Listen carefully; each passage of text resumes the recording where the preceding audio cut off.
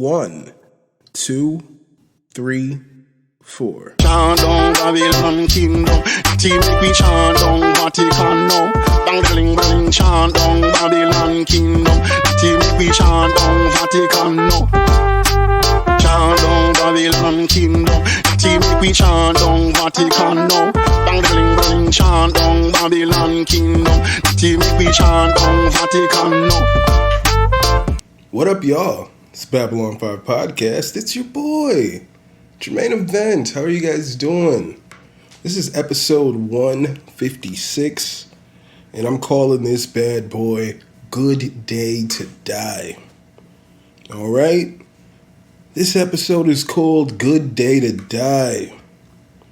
And we are going to talk about UFC San Diego. That's where they were, ladies and gentlemen. We'll talk about some fights on that card, headlined by Chito Vera versus Dominic Cruz. We are going to talk about that fight, ladies and gentlemen. Before that fight, there was a sit-down with Chito Vera and Dominic Cruz. And Chito Vera first says that, he fights for his family. He's willing to die in there. And Dominic Cruz's rebuttal was that he also fights for his family, and he is also willing to die in there. So he said, lucky for the fans, it's a good day to die. So that's why we're calling this episode Good Day to Die. At that point, I was like, my hype for this fight can't get any higher. I really love that face-to-face sit-down that they did with Chito and Dom. I think they should do that with a lot of fighters. They should do it with Leon Edwards and Kamaru Usman, as we are going to talk about predictions, ladies and gentlemen, for UFC 278. I have to touch on that. I didn't write any notes about Anthony Joshua versus Alexander Usyk 2. I didn't write any notes, so we're probably not going to talk about it. But I think Usyk should win that fight. I think he's just the all-around better boxer. I don't like Joshua. I thought Joshua sucked when he fought Ruiz. And he lost the first time. But when he fought him the second time, it was like, clearly Ruiz didn't do what he needed to do to prepare. He's lost a fuck ton of weight since that fight. And is taking this shit seriously now as the former champion. But he knew then that he was good enough to beat Joshua when he came ready to play. He proved that he was good enough to beat Joshua right then. Then he came back, Joshua just point fighted him to a victory. And I guess that's what he needed to do to get the win, obviously, but I feel like a motivated Ruiz wins that second fight. And I feel like Usyk, Usyk was motivated in that first fight, and I felt like he beat the shit out of Anthony Joshua. I guess we're going to talk about it right now. I felt like he beat the shit out of Anthony Joshua in the first fight. And I've seen him, he's put on muscle since that fight. He's much bigger. I think he's going to go in there and beat the shit out of Anthony Joshua in the second fight. I think it's going to be more of the same in the second fight. That's what I got for that if we're going to talk about it. And if you guys would like to follow this podcast on Instagram and Twitter, it's at Babylon5Pod. You guys can email this podcast at Babylon5Podcast@gmail.com. If you guys would like to follow this podcast, or if you guys would like to to hit that like button anywhere that you guys are listening to this podcast, I would very much appreciate it. If you guys are on Twitch, follow this podcast at twitch.tv/Babylon5. If you guys want to cop some merchandise, that is, go head on over to teespring.com/store/BOFpod-shop. And lastly, don't just be my Niji, be my patron. Head on over to patreon.com/Babylon5Pod. You can be my patron today. Be my patron today. If you guys did not watch UFC San Diego, ladies and gentlemen, UFC Fight Night San Diego, then you missed out on quite a good card. There's a lot of first round finishes. Ode Osborne got finished in the first round against Tyson Nam. Dude, I saw somebody bet they're like that. I think I saw War Grasso tweeted about he lost. He's never betting on Ode Osborne again. I don't know, man. He's too. I would have never. I like Ode, fighting out of Milwaukee back in the day. I like Ode, but I don't. It's too. He's not there yet. He threw that fucking flying knee, that jump knee from far away, and then got knocked out for it. He's not. I don't think he's there yet. He's good. He's got potential, but I don't think it's at the point where you can. I didn't put him on my DraftKings roster. Let's put it like that. You know what I'm saying? I didn't put him on my DraftKings roster, but this was a good night of fights. Angela Overkill Hill. You guys know I'm a big fan of Angie. Gets a well-deserved, well-fought, all right, well-earned victory against Lupita Godinez, who was the heavy favorite coming into this. I saw people just talking so much slander about Angela Hill coming into this fight. And I see it from time to time because, coming into this fight, her record was 13-12. You know what I'm saying? But with Angela Hill, too often does she lose it's like a close fight and she'll lose these split decisions. It'll just be weird judging. She usually ends up on the wrong end of some bad judging, of some questionable decisions. And thankfully tonight, the judges did what they needed to do. They did their fucking jobs. And Angela Hill is victorious. She beat Lupita Godinez. She was better than Lupita Godinez on that night. I love her style, dude. She's just fucking savage in there. I love her style. So shout out to Angela Overkill Hill on getting the win against Lupita Godinez. Gerald Mearshart, GM3, fighting out of Milwaukee, Wisconsin, ladies and gentlemen.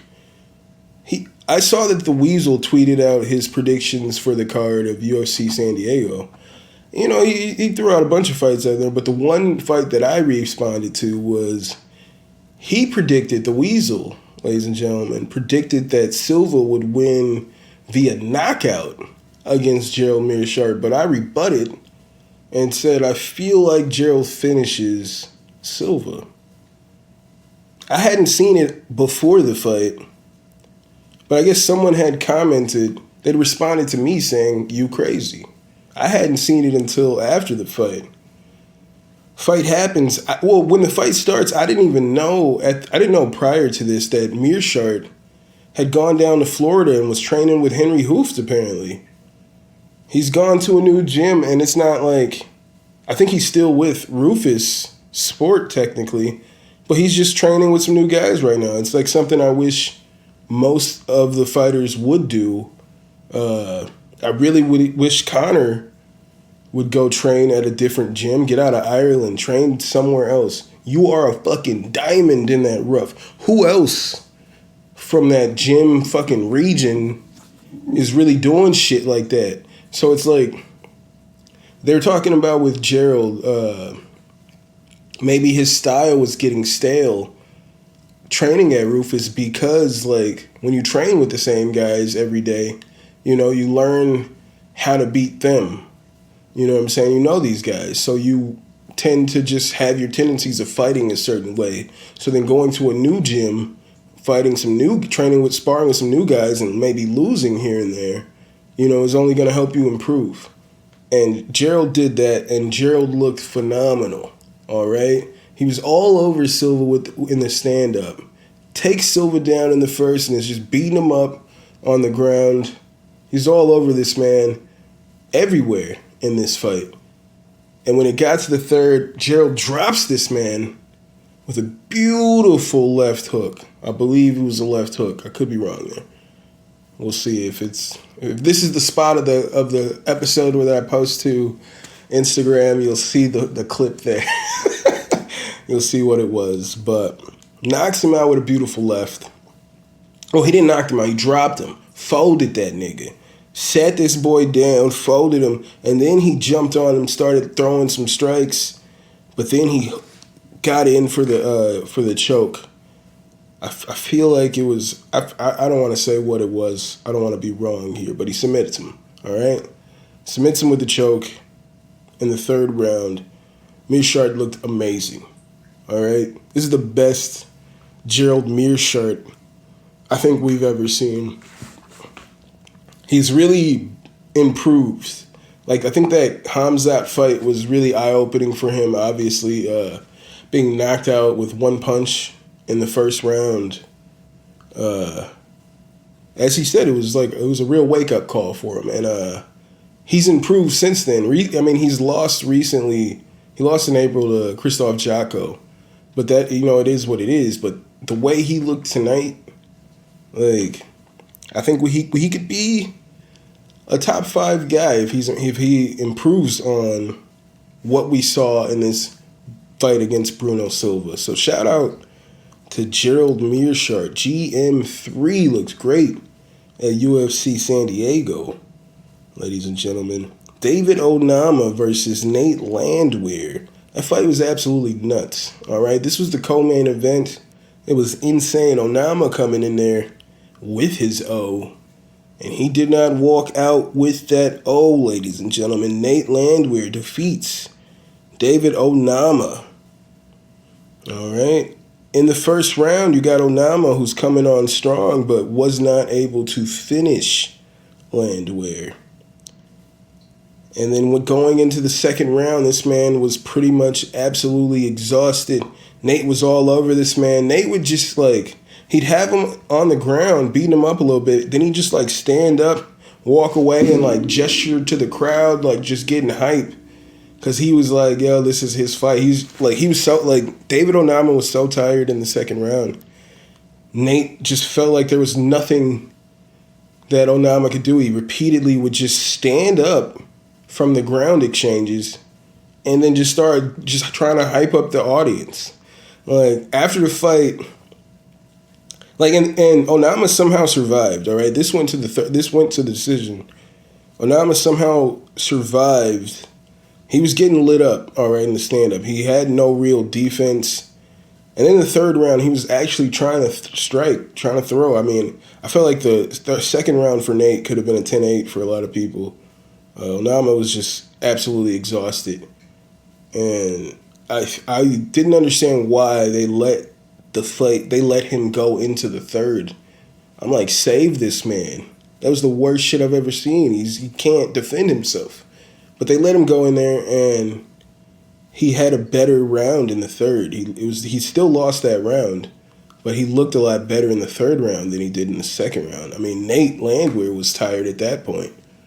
So it was just two tired young men still just trying to finish each other in the third round. It was nuts. I love that fight, all right? I love the fight.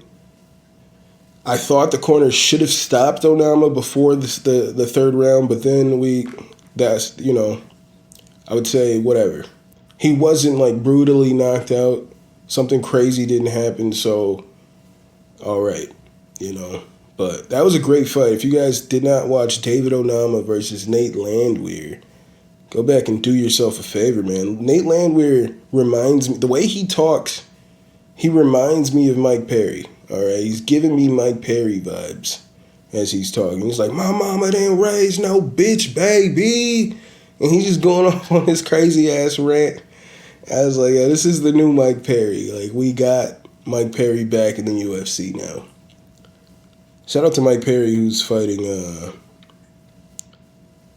MVP. Yeah, Michael Venom Page and Bare Knuckle pretty soon here. So shout out to Mike, these hands are bisexual Perry. Shout out to him. Yeah, I'll say that, but I'll say the David Onama, Nate Landwehr fight was easily one of my favorite fights I've watched in 2022. That was a really good fight, really exciting fight. So shout out to Nate, who won via majority decision. One of the judges scored it a draw. I definitely don't see how it could be a draw, because I feel like 10-9 for Onama in the first round. 10-8 for Nate in the second round. With a 10-9 for Nate also in the third. I don't see how you could score it. How that one judge saw the fight, I don't understand. But it is what it is. Nate got his W, and Onama lost his O. All right. I believe that's how it was. Was Onama? I keep saying it, so now lost his O, and every time I'm saying it, I'm like, in the back of my mind, I'm like, nigga, was he actually undefeated? No, he was not undefeated. David Onama gets his second loss of his professional career. I was wrong, ladies and gentlemen. He did not walk in with an O, so dead wrong me if you must, but in the back, as I kept saying that, in my head, I'm like, I don't think that's right. I don't think he was undefeated coming into this fight. But gets his second loss. First loss in the UFC, I believe. But that was a great fight. Onama's got to do something about his cardio. And just not, like, gas out. Just not throw it all away in the first round like he did. But that was a great fight. Shout out to those guys. Probably going to be Hall of Famers just off of that fight. Marlon Vera, Chito Vera versus Dominic Cruz. So when I watched the fight live, it was like, as I said before the fight, the story of this fight is the classic tale, volume versus power. What is going to win out here? And on the podcast last week, I said I felt like the movement and all that shit will just not be a problem for Chito. That's what I said. But during the week, when I was watching Dominic Cruz in the face-to-face with Chito, and he was like dissecting everything Chito does in a fight so well that Dom had convinced me to switch my pick. Because I was like, fuck. The way he's like just saying every little thing that Chito does in a fight and when he does it. Like he likes to shell up and blah, blah, blah to get you to come over and do this. But then you're missing all the organs and he's usually blocking all this and then he'll catch you with this. He was saying it all and I was like, okay, he's got the perfect game plan for Chito right now. He's well studied right now. He's the veteran. He's about to come in there and put it on Chito. Is what I was convinced to thinking. Because I don't know, man. Even the looks on, if you guys go back and watch that face-to-face, like the expressions on Chito during this face-to-face are just like, oh shit, is what it looked like to me. That was the vibe that I was getting, was just, oh shit. And then the fight happens, ladies and gentlemen. And it even looked like live, as I was saying, that Dom was overwhelming Chito with volume. All right? But then, first round, boom. Chito catches him, drops him. Second round, Chito catches him, drops him. But here comes fucking Dom with his volume. So I'm feeling like, yeah, he dropped him a couple times here. But Dom immediately got back up and was right back in his face with more volume. But I want to say that after the fight, I watched the Weasel's breakdown of it, and pretty much 90% of Dom's offense was either missed or it was perfectly blocked. So like even though it looked like live and like at the end of 3 rounds I had it scored, I gave the first round to Chito, second round to Dom, third round to Dom. And I felt like, yeah, and even the judges scored it that way as well, I believe. There's 2 rounds for Dom, 1 round for Chito, going into the 4th. But when I watch the Weasel's breakdown, I see that, dude, like, his volume and pressure definitely convinced me and the judges that he was doing much more in there than Chito, but he like wasn't landing anything. It's pretty crazy how it looked. He wasn't really able to land on Chito at all. And when Chito touched him, it dropped him. So in the fourth round, pretty similar to how Dom's fight with Henry Cejudo ended. In the fight with Henry Cejudo, it's the tell that it's just the weird style that Dom has. He dips off real hard to one side when he's defending. And the Weasel was saying how, like, if you punch with the left, then, you know, he'll dip off to that side. You know, in the opposite, he'll punch. You know, he's off to that side, but he'll dip, lean over with his head out like that, and that's how Cejudo was able to catch him with that real quick knee as he was dipping over to the left. Same situation with Chito Vera. Dom is, you know, he's dipping over, and Chito catches him with a beautiful kick.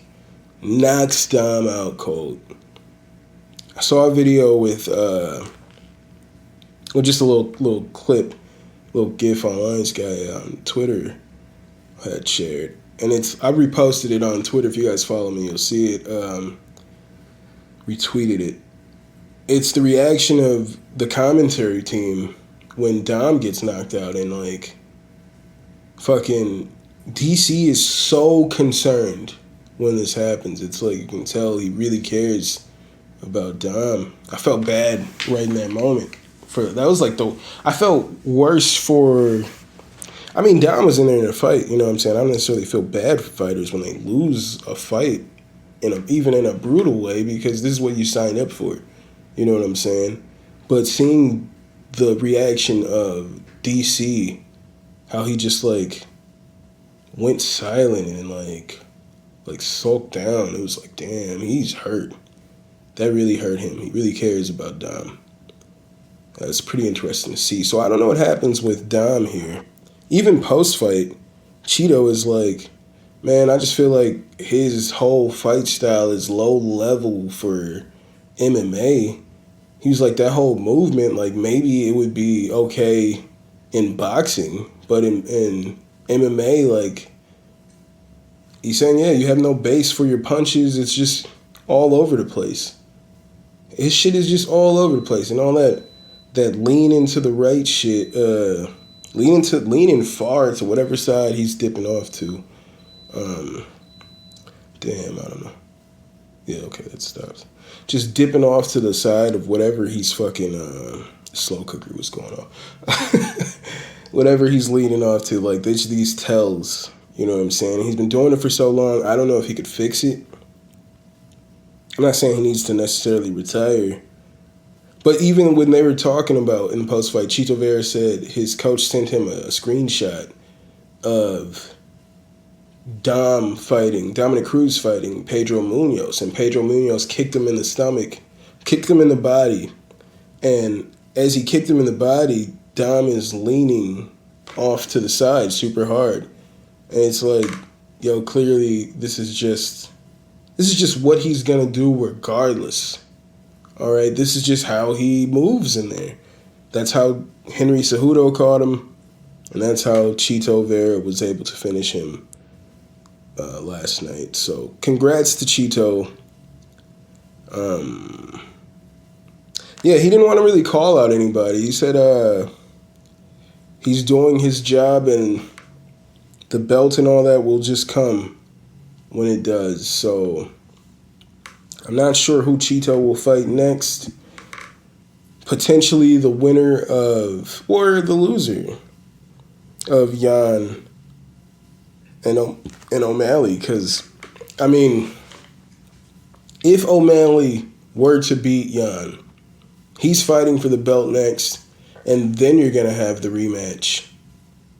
Well, if I'm saying, like, if O'Malley was able to beat Yan and then go on to somehow beat Sterling, who will beat TJ Dillashaw, if he's able to go on and somehow beat, I don't see that possible, actually. I don't think he has a chance to beat out Jermaine Sterling. Like, yeah, he's decent striking, but I think the grappling aspect of it all, Aljamain Sterling would just absolutely ragdoll Sean O'Malley. So I don't think that's even possible. So I think the only way if you could get Cheeto versus O'Malley in a rematch is O'Malley needs to beat Jan. So I just don't know what happens with Cheeto next. He just fought, and it's just like you got Aldo versus Merab next week, as we're about to talk about, and yeah. So I don't know who I want him to fight later next, but because there's just too much going on right now. I think he just has to wait a few weeks because you have, as I'm saying, Aldo versus Merab. He just lost to Aldo a few fights back. I'm sure he'd love to get that back. You got TJ Dillashaw versus Aljamain Sterling, as I said. Jan, who's number 1, versus Sean O'Malley. I'm saying there's like no dance partners right now. Except for maybe... No, I think Corey Sandhagen is booked as well. I believe Corey Sandhagen is booked against like a lower level... Not like necessarily lower level. I mean, I just like... Because, anybody could win, and then boom, they're on that level. They're seen on that level. So I don't want to say lower level, but yeah, he's fighting Song Yadong. Is Song Yadong even ranked? He probably is. Let's see what it says. It says he's the number 12 ranked in the world, according to the topology. But yeah, he's fighting Song Yadong. When is that fight? Oh, next month. So yeah, he's just gotta wait. It's because there's just... Everybody's pretty much fighting already. He just had to fight back. I think he was number 5 and Dom was 8, I believe. He just fought back. Why would he do that again? I don't believe that makes any sense. So I think Cheeto just has to wait. We got to let some fights clear up, let some things happen, and then we see where Cheeto fits in the scheme of all this moving forward. And moving forward, we got UFC 278, ladies and gentlemen. UFC 278, headlined by Kamaru Usman versus Leon Edwards 2, the rematch, ladies and gentlemen. And I just watched the first fight between Leon Edwards and Usman. The only loss on Leon Edwards' record. And I want to say the things that I saw in that fight does not make me feel good about Leon's chances in this fight. I mean, yes, he has improved since that fight, but yes, Kamaru Usman has also improved, all right? And if you're saying like, yeah, but Leon's done really well over here and over that, against who? Gunnar Nelson? Nate Diaz? Who is the real who's really been audited? All right? Who's been audited? Kamaru has been audited. He was dropped to his knees and finished, and then he finished Gilbert Burns. He was tested in that fight, faced adversity. He was audited in that fight. He's fought Colby Covington twice in some pretty close fights. He's been audited in both of those fights against top competition. We know how good Kamaru is. And now, ladies and gentlemen, this is going to be the first, I think Leon's first possible real audit would have been against Bilal Muhammad. And that fight, unfortunately, ended prematurely. You know what I'm saying? That fight ended prematurely. So I think this is the first real audit of how much Leon Edwards has improved since the first fight. But I'm telling you right now, what I saw in that first fight does not make me feel good about Leon Edwards' chances of beating Usman, the grappling, the wrestling from Usman in the first fight was way too much for Leon Edwards to handle. By the third round, he's just holding on to the fence. Referee keeps saying, stop grabbing the fence. But he's just this is the only thing he could do, all right, to not end up on the ground. He was drowning in there. It looked like he was fucking drowning. Usman was all over this man with the wrestling. And when they were striking, I honestly, in that time with Usman, throwing kind of wild hooks, similar to his brother Muhammad in his first little fight there in the UFC to become the tough champion. It was not the best striking. And we know that Usman has improved tenfold in the striking. It was not the best striking in the first fight, and I felt like they were pretty even. In that fight. Watching that first fight does not make me feel like Leon has a good chance to beat Usman in the rematch. As I'm saying, yeah, Leon looks good against the guys that he fought. But how do you think, like, who has he fought?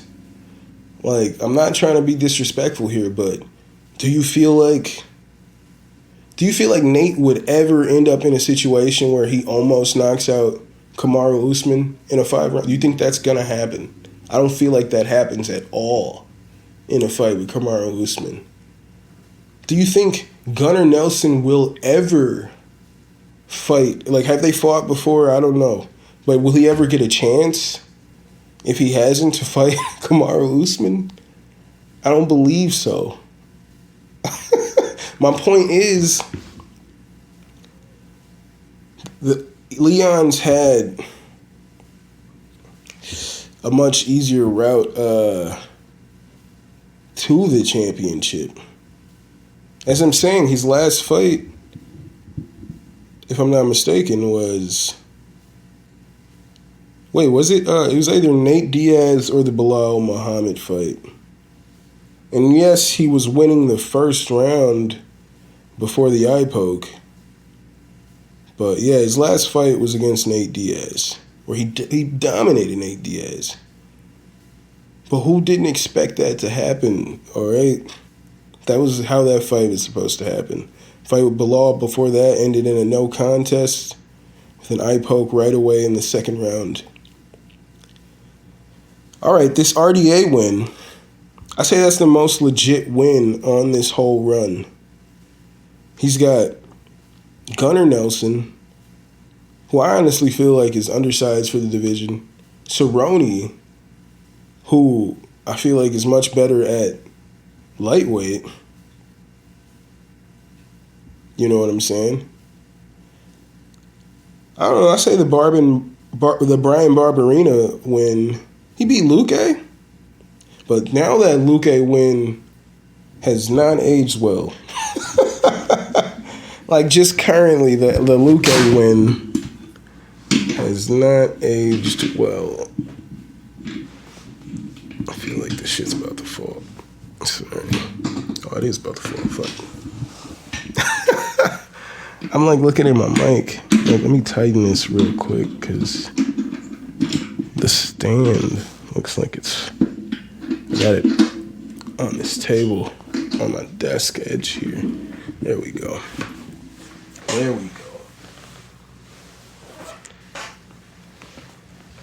I think this is the first real audit.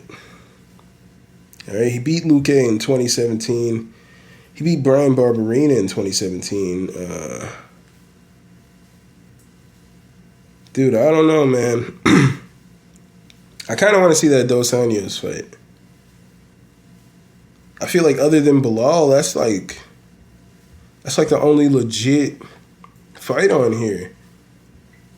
To, like, you know what I'm saying? 2 fights ago, this nigga's been calling for a title shot for years, right? Nigga, you beat Dos Anjos in 2019. I guess, yeah, at that point, let him get a fucking title shot. But Dos Anjos is a lightweight. All right? Dos Anjos is a lightweight. Yeah, he can beat some welterweights, but he's a former lightweight champion. He's a lightweight. He's back at lightweight. Gunnar Nelson, man.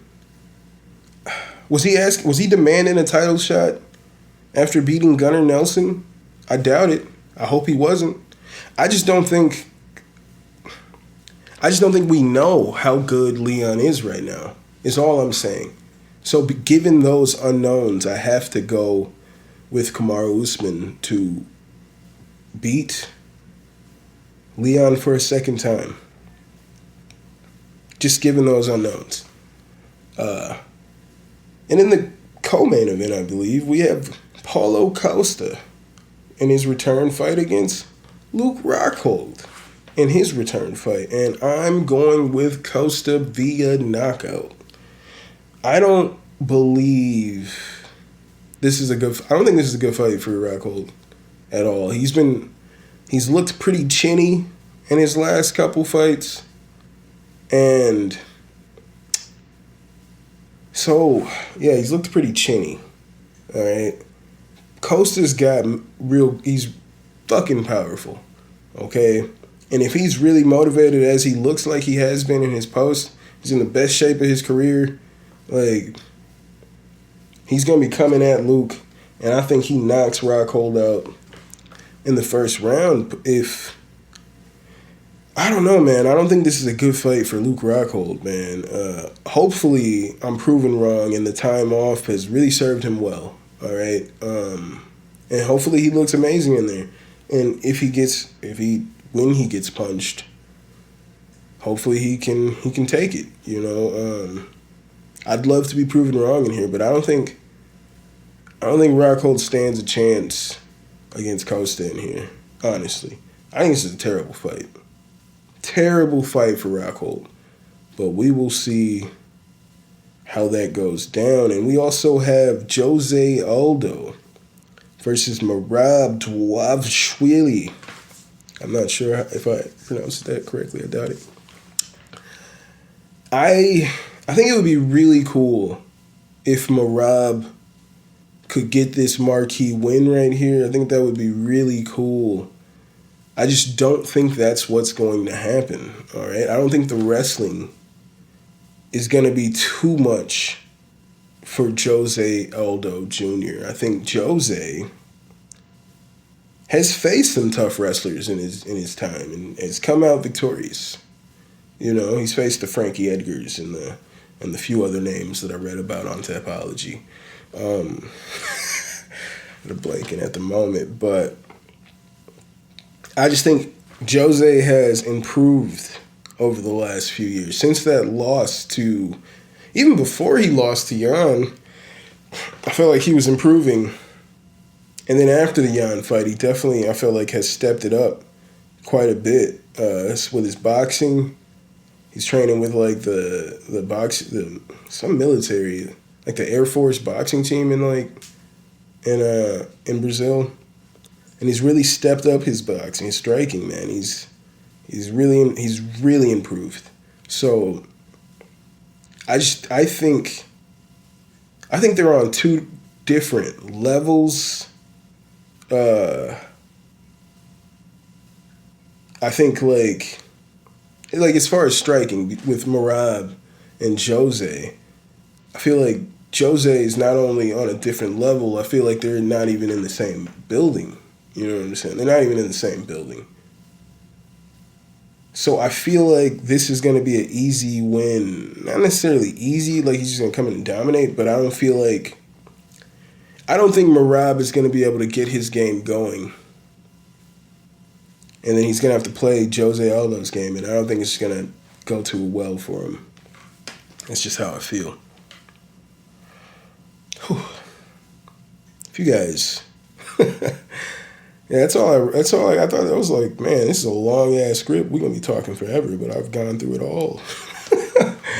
We can get out of here, ladies and gentlemen. So thank you guys for being here with me.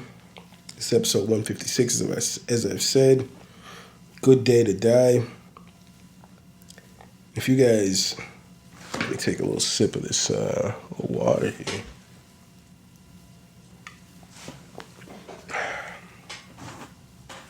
tummy feels weird. I feel like I was just gonna Ralph all over the place, ladies and gentlemen. So I was like, let me just take a second here and take a sip of this drink that I'm sure somebody spit in. As I said, this is episode 156, Good Day to Die. If you guys want to follow this podcast on Instagram and Twitter, it's at Babylon5Pod. You guys can... Sorry, I'm struggling to get through this. It was just like, it's crazy that was the last topic, because right now I'm like, yo, I gotta stop talking. If you guys want to email this podcast, you can email this podcast at babylon5podcast@gmail.com. If you guys can hit that like button anywhere that you're listening to this podcast, I'd appreciate it so much. If you guys want to follow this podcast on Twitch, it's twitch.tv/Babylon5. You guys can cop some merchandise at teespring.com/store/BOFpod-shop. And lastly, don't just be my Niji, be my patrons. Head on over to patreon.com/Babylon5Pod. Thank you guys so much for being here. Another week. Shout out to the homies, man. Shout out to Calf Kick Sports, man. Shout out to Ash. Ash was reaching out, just showing some support, man. You know what I'm saying? And I really appreciate it when people reach out like that, and just like, I don't know, it's pretty nice. I appreciate you all, everybody. Ben Severson, as I said, the Unified Rules of Podcast, MMA Geisha, or Geisha MMA. Shout out to everybody that reaches out. I appreciate you all as we're growing in this community. Shout out to Ward Grasso on Twitter, man. Shout out to everybody that I talk to. Really appreciate this MMA Twitter community, the MMA podcast community. It's like pretty dope to just like grow within it. I feel like I'm starting to grow within it. More and more people are starting to talk to me about MMA. You know, maybe one day I'll be known as that MMA guy from Milwaukee. That'd be cool. I'd be that guy. I mean, I'm already that guy, but I want people to be like, you're that guy. There was a story I was listening to Luke Thomas, and he was saying he ran into Uriah Hall. Well, Uriah Hall was in his car, and they were at the airport or whatever, and he's crossing the street, and he said he saw Uriah, but he didn't want to, like, he doesn't like to just call out or approach fighters in the street. You know, he just lets them be. But Uriah stuck his head out the window and was like, yo, you're that MMA guy, right? And Luke was like, yeah. And Uriah is like, all right. And then just drove off. And I'm like, I want that one. That's what I'm here for, ladies and gentlemen. So that one day a UFC fighter, a middleweight, will stick their head out of the window and say, aren't you that MMA guy? And I'll say, yeah. And then they drive off. That's what we're here for, ladies and gentlemen. Thank you guys so much. I hope you guys are taking care of yourselves and each other. And I will see you when I see you. I'll holla. Chant down Babylon kingdom, team make we chant down Vatican now. Bang bling chant down Babylon kingdom, team make we chant down Vatican now. Chant down Babylon kingdom, team make we chant down Vatican now. Bang bling chant down Babylon kingdom, team make we chant down Vatican now.